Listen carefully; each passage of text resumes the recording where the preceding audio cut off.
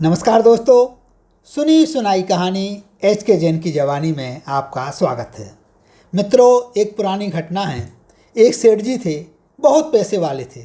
उनके मन में विचार आता है कि मैं एक मंदिर का निर्माण कराऊं। मंदिर का निर्माण वो शुरू करा देते हैं, बड़े ही मनोयोग से शुरू कराते हैं, बहुत पैसा खर्च करते हैं। मंदिर का निर्माण हो जाता है, उसकी प्राण प्रतिष्ठा हो जाती है, बहुत सुंदर मंदिर बन जाता है। मंदिर की व्यवस्थाएं भविष्य में अच्छी तरह से चलती रहें, इसके लिए वो नगर के कुछ प्रतिष्ठित लोगों की एक कमेटी बना देते हैं और उस कमेटी में अपने आप को भी शामिल करते हैं। वक्त गुजरता जाता है, मंदिर की व्यवस्थाएं बड़े अच्छे तरह से चल रही थी।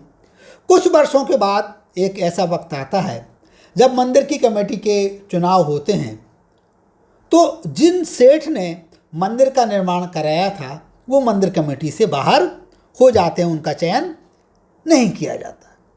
बड़े दुखी रहने लगते हैं, मन में उनके अनेक प्रकार की उहापोह चला करते हैं कि बतलाओ, मैंने ही मंदिर बनवाया और मैं ही कमेटी में नहीं हूँ।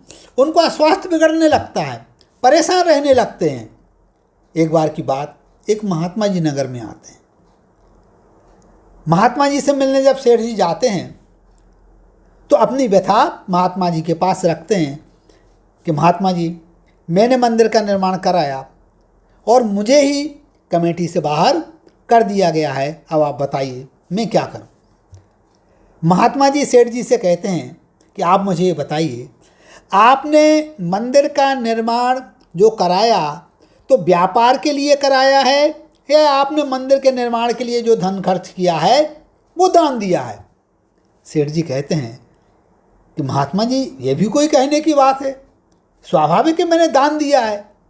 महात्मा जी कहते हैं, यदि आपने दान दिया है तो आप अपने मन में इस बात को बैठा करके रखिए कि जो दान दे दिया जाता है उसके बारे में विकल्प करने की आवश्यकता नहीं है, परेशान होने की आवश्यकता नहीं है।